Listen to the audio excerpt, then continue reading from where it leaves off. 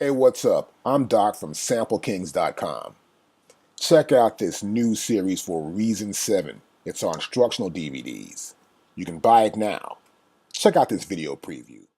Over here, so I'm here working on a track, just trying to get it right for our demos.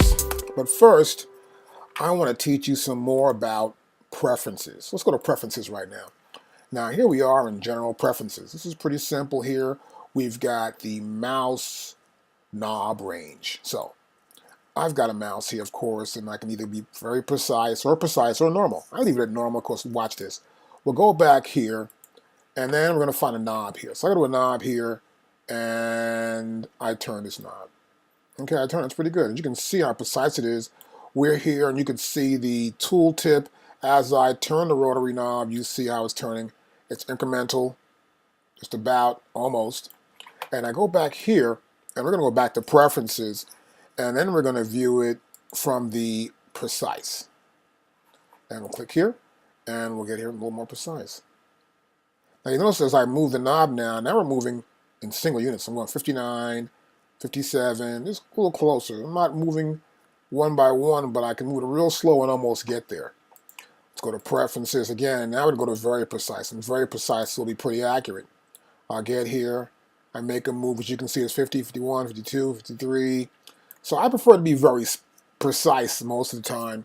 But if you're new, I suggest you just get your preferences up. You stick with the normal, and you're doing pretty good.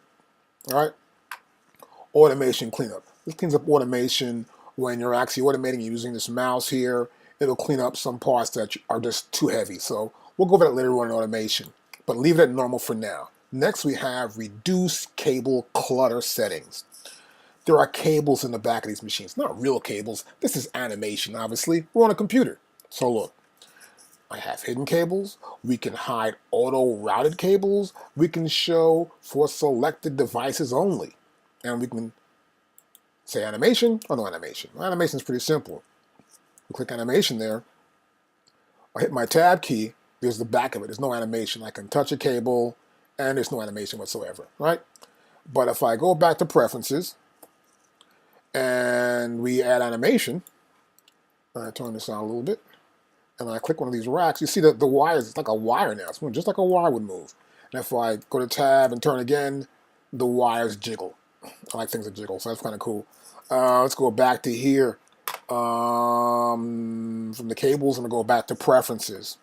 Now here in preferences, we can also set up the appearance. So we can show the parameter value from the tooltip. As I showed you earlier, I can move the cursor anywhere and it'll say, well, this is the show of the Spectrum EQ window. Okay, and over here, this is a button. Insert effects button 1, and it's on. This one is off, so this is great. There's no need to have to pull the manual up every 5 minutes. You put the cursor there, it tells you what this is and what this parameter does. And then hopefully, from what you're doing, you can just pretty much edit and go along and build your tracks up. So the next thing we've got here is this show automation indication. When I turn this off, you'll notice here I have this guitar and this little fader right here, right? And you notice that once I turn this on, it shows that there's automation for this fader. So when anything's automated in Reason, it's going to have this rectangle around the parameter value, or generally around the knob or button or the switch, whether it's on or off or a fader or whatever. Now next, when you load up Reason, you can have it load up with the last song you're working on. So say, for example, I'm here, I've got a song loaded up, I want to work on that song again.